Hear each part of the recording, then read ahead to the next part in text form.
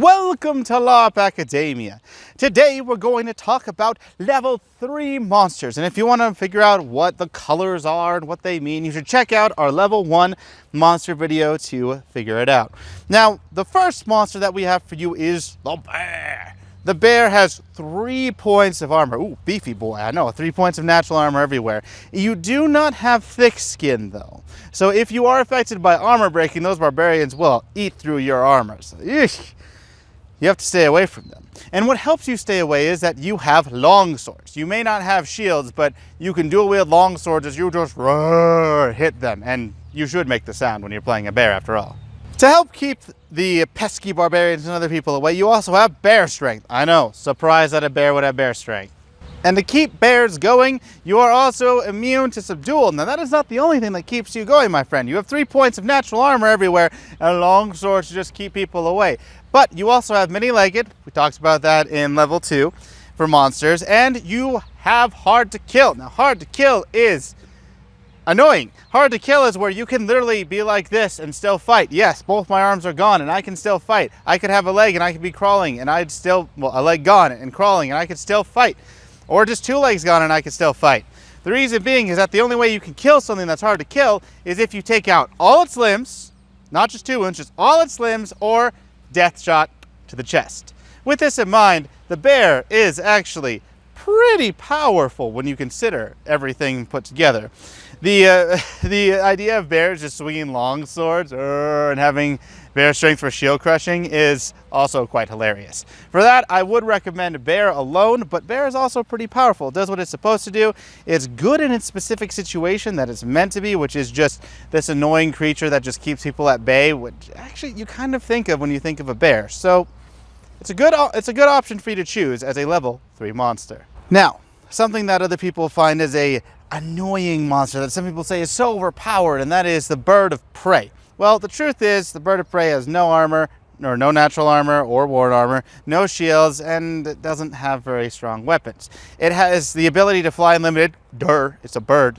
It's the bird of prey, and what makes it prey is that it can have diving attack. Now, flight is where you're in a state, nothing can hit you within 20 feet. You can't hit other people normally. That's how flight works. And when you are diving, you break that and you say diving attack 1, diving 2, diving 3, diving 4, diving 5, and then you can ascend again and then go. So you just dive in for a quick hit and you dive out. Well, I mean ascend out.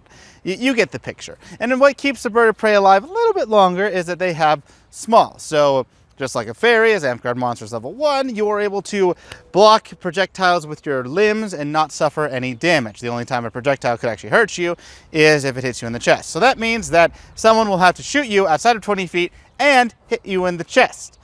It's a little hard, I'll give them that, but people can do it. Now the bird of prey, it's sort of annoying. It's meant to fly around, just take people's attention, eventually do its diving attack when people aren't paying attention, and then do some damage, go in, get out, but they don't have any natural armor. They don't have any other special abilities. If you really want an annoying monster that is flying, I would actually suggest level 2 Harpy. Just take your javelins with aerial superiority and throw it at people point blank. We talked about that in monster level 2, so go check that out. And if you want a better version of bird of prey, I'd say, then definitely go look at Harpy. But bird of prey, it's not bad, it's not strong. It's an okay monster that is meant to annoy people and not just be cheesy and break the game. Now the boar, oh boar. Boar is one of my top 5 monsters, so it's so wonderful.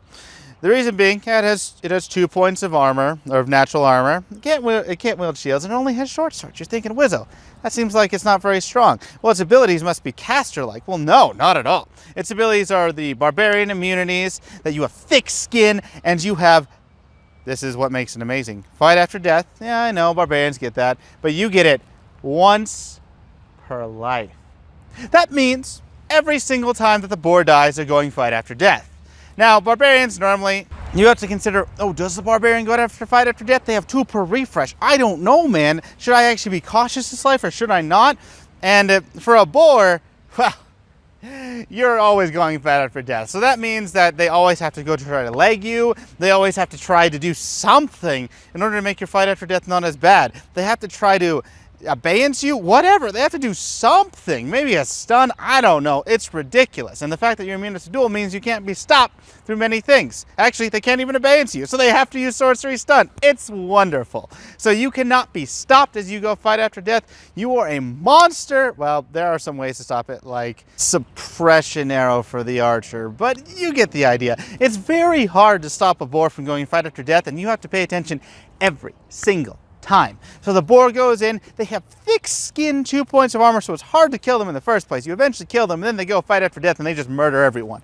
The boar by itself is able to easily kill 5 to 10 people every single life, and it is just a stupid monster to face, especially in games where you have a low death count, and the boar can just keep coming back. Oh, that's amazing. So the boar, is it powerful? Yes. Does it scale to level 6? Yes. Most barbarians wish they were boars. And in fact, I honestly play a boar a bit more than a barbarian, and it's not too hard to garb up for. Now, your next option, not as absolutely ridiculous, is the Dryad. The Dryad is kind of a... You have to dedicate yourself to this as a lifestyle choice because the garbing is an absolute pain to do. You need to go through quite a bit of effort in order to garb for a Dryad. If you don't need to garb for a Dryad, as the game designer says, hey, you're just playing a Dryad, then what you have is 1 point of natural armor, no shields, is short, hinged, and daggers, not very good weapon options. But your abilities are varied, I guess is the best way to put it. You have an immunity, of course, the most standard immunity that all monsters have. You also have unlimited heal, because why not have that? You have stone form, so that you can charge it back up and you can just be safe. Just, nope, I'm out of here, peace. And you have Call Lightning once per refresh to murder people, as well as Heat Weapon that's chargeable. Now, because your weapons are natural, you are able to cast Heat Weapon while you have both weapons in hand. So I could have 2 short swords, and I could start heating someone's weapon while I'm fighting, as long as I don't move my feet. So when I do this as a Dryad, it does make it so that I'm okay to fight, and I can also heal my natural armor. And even if I want, I could once per refresh do Call Lightning, but the Dryad's not very impressive. And the reason being is that, yeah, for heal, you can heal yourself and you can charge your heat weapon, and that's good 1v1, but with the team coming at you, you're not able to do much. You're not able to go fight after death like a boar. You also can work with a team with your heal, and you can also, say I'm not going to do this with Stone Skin, but it's, aside from being a pain to gear up, to garb up for, it is somewhat powerful, but it's not the most powerful monster, especially now that we're getting into level 3. You'll see some absolutely ridiculous monsters coming up. Now, the next monster is not the most impressive in the world, still very good, is the Halfling. You see, Halflings, they don't go tinkering like gnomes do, and gnomes say, oh, we could get this tinkery item. No. Halflings get potions. They have Alchemist 4. They can choose 4 potions. They could have Potion of Heal, pop it, let's go. And they can have, well, you get the idea. They have a versatile choice of potions. They're able to have a lot of potions, and they're even enchantable by their own team, which is great since monsters are not normally enchantable. In addition to this, they have Pass Without a Trace chargeable, so if things get hairy, they could just say, ha, nope, and go back to base and try to live that way. It's chargeable, so you can keep doing it. And Halflings also have Song of Deflection, which, if you're actually wearing armor, is worthless, because Song of Deflection is there to stop wounds. If you have armor, it doesn't stop the damage to your equipment, and it's not the best in the world. Halflings are an interesting choice. They have a lot of versatility. They have a decent amount of kits. They are okay to use up to level 6. Honestly, even at level 6, they do scale pretty well. They're okay in the marginal power area, and they are very versatile, as well as being pretty easy to garb up for. So a Halfling, decent option if you want. Now we have the Orc, the biggest and the bestest and the smartest with the brainiousness. Now that is a dumb orc, of course, but orcs are monstrous bruisers. They can wear up to 4 points of armor, kind of like the dwarves. They can wield large shields, and they have a very good weapon selection. But where dwarves and orcs veer is their abilities. Now, orcs are this ramshackle bit where they don't need all this other stuff that dwarves have. They do have harden, but they don't have greater harden as a trait, because who needs it? You just got 1 harden. They also have the ability to scavenge, so that when they kill people, they can just scavenge up their things and repair their armor, which makes more sense for orcs, honestly, than men. And they also have adrenaline to keep going after they're hurt. They have the same ability, same immunities as dwarves.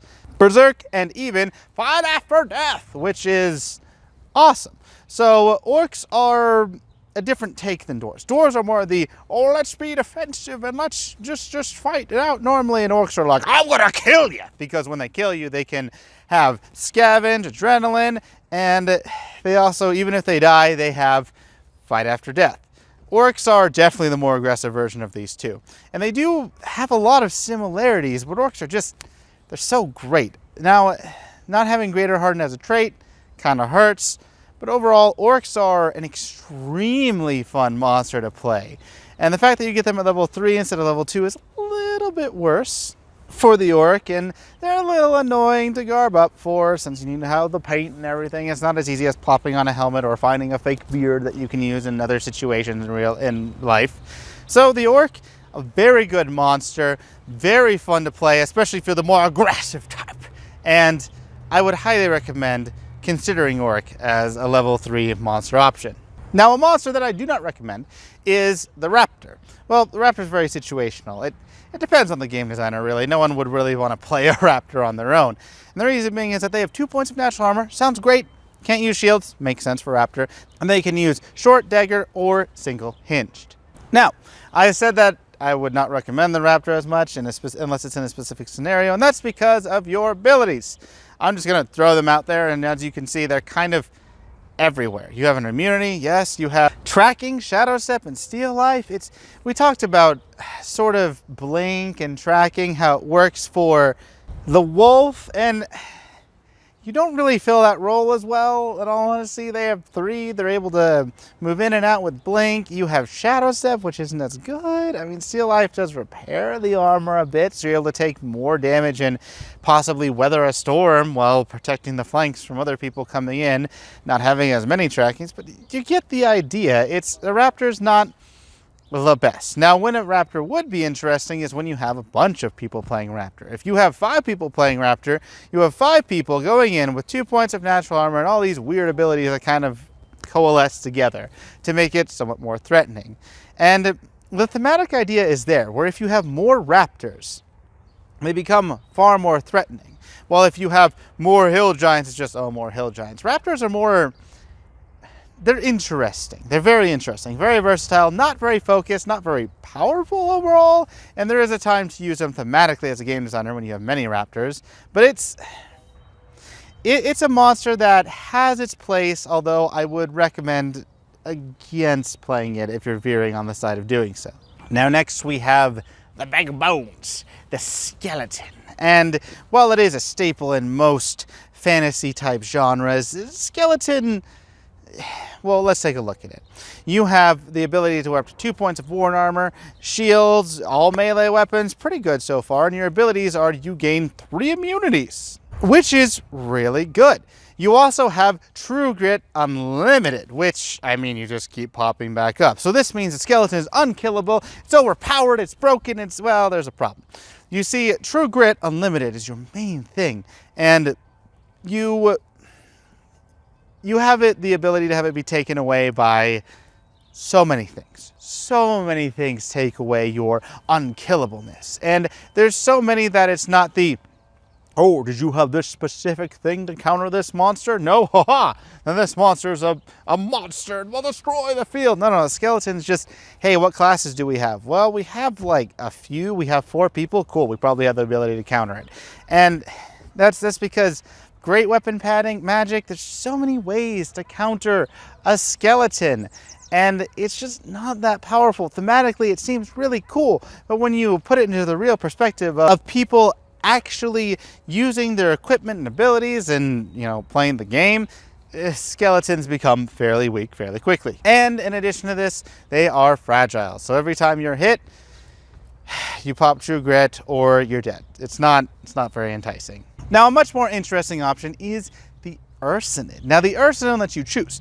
Do you want War and Armor, 3 points, or 1 natural? In addition to this, you are able to use shields and then short, long, or great for weapons. Pretty good. You also have an immunity and you have armor breaking. In addition to this, you are able to keep going with adrenaline and heal. So you're able to, oh, did I get wounded by an arrow? I can heal. Or did I get wounded in a fight? Well, that's good because I killed you.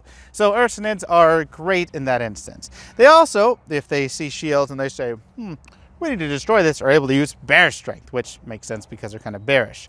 Ursinids are very easy to garb up for, and that's really it. They're not the most impressive at what they do.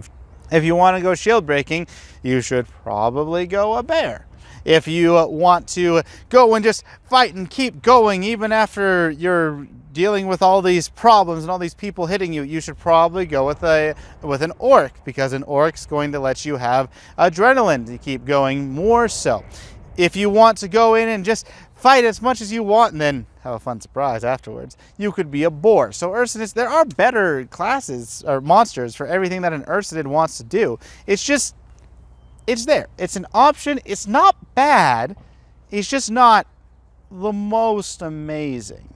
Now, we are on our last monster, which is another fantasy staple, and that is the zombie. Now, a zombie is a little bit better than a skeleton, and although they have no shields, no armor, and can only wield swords, the zombies, they are able to last longer. And the reason being is that they have regeneration as a trait. Awesome. They have their immunities, and they are also hard to kill. We've talked about hard to kill before with the bear, so you get the idea. Everything needs to die or a chest shot. Zombies even have sheer numbers. It's a little odd, but you're able to, after killing people, steal their life and then kind of charge up your sheer numbers, which gives you the idea of just this horde of zombies coming at people. And this all seems pretty good. However, zombies are slow, which means you have to have 1 foot on the ground, and in Amtgard that means that you can jog across the entire field. Yes, while a person is slow, if you do it right, you can actually move faster than a lot of people run. I've seen other people do that. I'm not quite that fast, but slow is not as much of a burden. It does slow someone down, but it's not the slow zombie bit to where they're absolutely pathetic and cannot even really be playable. So slow's not that much of a vulnerability. However, the effect of being hit with flame stopping your regeneration is a problem. Now, generally, the only thing that'll really affect them is a fireball. So if you're hit with a fireball, you're dead anyway, since this wound's kill. That does kind of bypass the whole hard to kill bit, because if you're just wounded, you're dead. So the only time that comes into effect is if you have your sheer numbers and you come back and you don't have regeneration. Even though you're a new zombie, you don't have regeneration. It's a little weird thematically. It doesn't really make sense. It doesn't really make sense in the game context. But with all these abilities that you have, zombie is actually a pretty good monster. Now, if you're hit in the chest, you're dead, which is a huge weakness. And zombies, they thematically fit. They're easy to garb up for. They have their place. But there are far more powerful monsters that do kind of what the zombies intended to do. We'll get into them later, especially my favorite monster probably, between that and the boar, at level 5. So you have some things to look forward to. And speaking of looking forward to it, if you want to stay up to date, don't forget to like, subscribe, and ding that notification bell so that you can keep being informed on these awesome monster videos and all things Larp related. Now, I would love to hear from you. What are your thoughts in the comments section? Which monster is good? Which monster did we get wrong? Which monster is the absolute worst for level 3? And I would love to hear what monster you like to play the most. Until next time, keep LARPing.